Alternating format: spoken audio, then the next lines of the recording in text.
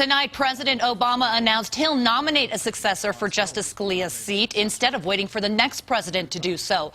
This could mean a big change in the Supreme Court. Currently, 5 of the 9 justices are conservatives. If and when President Obama nominates a successor for the seat, it would have to be debated and voted on by the Senate.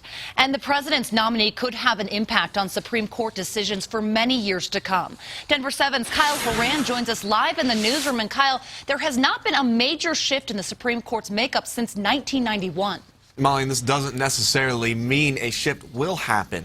The president will likely nominate a new candidate for the position, but the final decision falls to the Senate whether or not to approve it. Antonin Scalia was a known conservative, famous for his literal interpretation of the Constitution.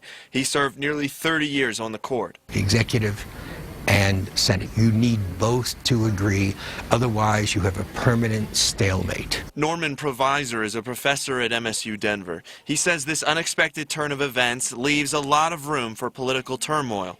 The debate has already started as to what will happen with that seat.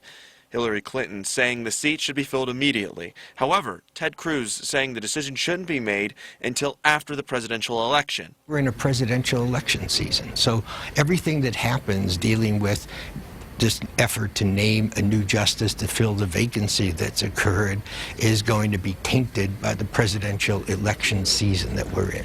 Here's how it works. The president can nominate someone to fill the seat, but with a Republican-controlled Senate, if that candidate's viewpoint aligns closely to the president's, they may not be accepted. No matter what occurs, this is enormously disruptive to the Supreme Court session, because as it's moving toward handing down more and more decisions, you may end up with a 4-4 vote, as opposed to having a majority one way or the other.